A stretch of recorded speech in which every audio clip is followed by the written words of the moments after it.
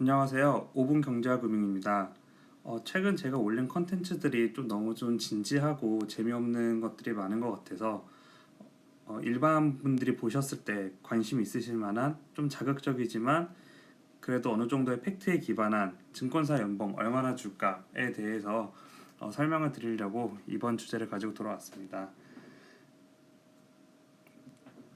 목차입니다. 첫 번째는 증권사 연봉 구조가 어떻게 되는지, 그러니까 증권사를 다니는 사람들이 연봉을 어떤 방식으로 받는지. 두 번째는 각 계급별 증권사 연봉은 어느 정도 되는지, 그리고 세 번째로는 2018년도 증권사별 평균 연봉이 어느 정도 나오는지에 대해서 정리해봤습니다. 첫 번째로 증권사 연봉 구조입니다. 증권사는 이렇게 정규직과 완전계약직, 보통 이런 식으로 나뉘어진다고 보시면 됩니다. 여기서 나오는 정규직은 우리가 보통 알고 있는 것처럼 정규직으로 회사 내 보통 연봉 테이블이 있습니다. 거기에서 각 부서별 성과에 따라서 연봉이 크게 달라진다고 보시면 되고요. 이 완전계약직이라는 것 역시 보통 들어올 때 계약직 기본급에 대한 계약을 합니다. 그리고 이 PSR 비율이라는 거는 내가 BEP, 즉 회사에서 주어진 어떤 목적만큼의 금액을 채우고 난 후에 오버퍼폼하는 거에 대해서 내가 몇 퍼센트를 가져갈지, 그런 거를 정하는 거라 보면 됩니다. 사실 그래서 이런 것들은 경력직으로 이제 이직을 해올 때 회사와의 어느 정도의 다 딜을 하고 오죠. 그래서 보통 이 PSR 비율 같은 경우는 증권사 사이즈가 좀 작고 유명하지 않은 증권사일수록 PSR 비율이 높습니다.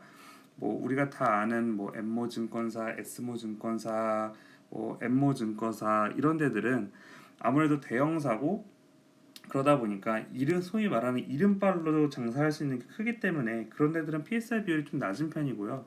제가 알기로는 한 20%대 정도인 걸 알고 있어요. 20에서 뭐 한 30%한 요 정도 밴드라고 보시면 되고, 일반인들이 잘 모르는 증권사들이 있어요. 소형사 증권사들이 있는데 그런 데들은 뭐 PSR 비율이 거진 뭐 40%까지 된다는 데도 있다고 들었습니다.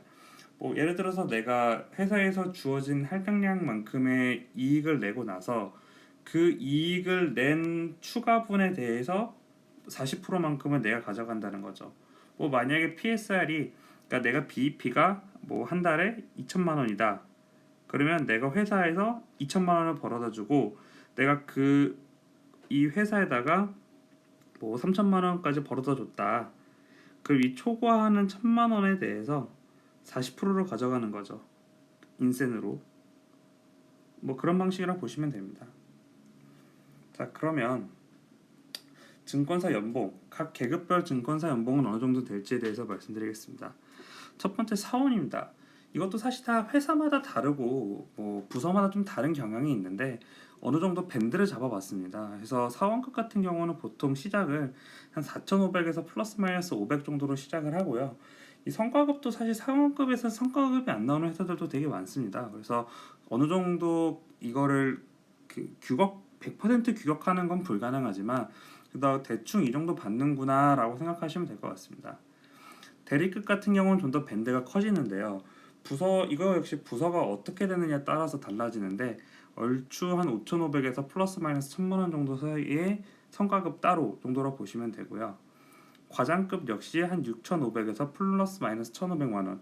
보시는 것처럼 점점 그 계급이 올라갈수록 그 기본급에서 알파가 되는 이가 500, 1,500 이런 식으로 이게 좀 커지게 됩니다. 그래서 아무래도 영업을 하거나 아니면 성과가 좋거나 뭐 프론트 부서 같은 거죠. 그런 곳에 있으면 이 뒤에 붙는 기본급의 알파에 대해서 좀 더 챙길 수 있고, 그게 아니면 1번 지원 부서다라고 하면 거의 왼쪽에 있는 값이라고 보시면 될 것 같습니다. 그리고 이 성과급 같은 경우는 뭐 내가 IB 부서냐, 뭐 운영 부서냐, 뭐 리서치 부서냐 이런 거에 따라서 진짜 천차만별로 달라져요. 그리고 뭐 차장급 역시 한 7,500에서 한 1,000 플러스 마이너스 한 1,500 정도 한다고 보시면 되고요.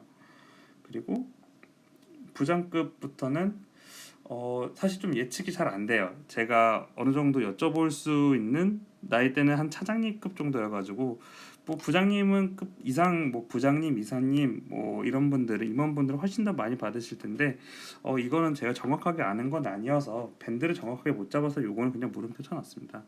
아까 말씀드린 것처럼 이건 회사 바이 회사, 부서 바이 부서, 정규직이냐 완전 계약직이냐 이런 거에 따라 완전히 달라져요. 이거는 지금 왼쪽에 있는 거는 정규직 베이스로 대충 말씀을 드린 거고요. 완전 계약직은 정말 아까 말씀드린 것처럼 내가 만약에 BEP를 채웠고 그거에 대해서 넘어가는 부분에 대해서 그 캡이 어느 정도 열려 있는 거예요.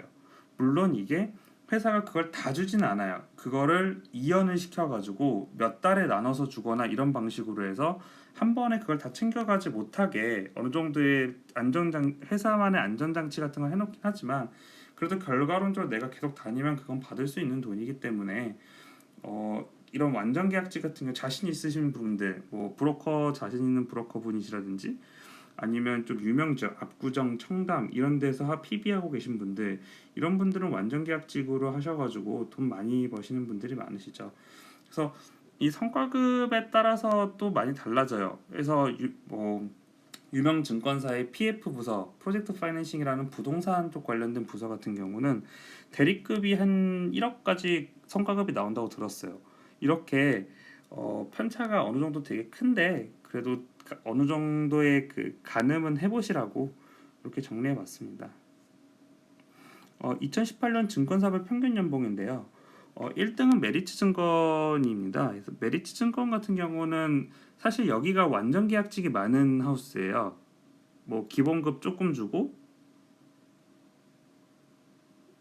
그리고 아까처럼 PSR 같은 게 높아가지고 좀 소위 말하는 꾼이라고 하시죠. 잘하시는 분들은 메리츠 존금에 되게 많으셔요.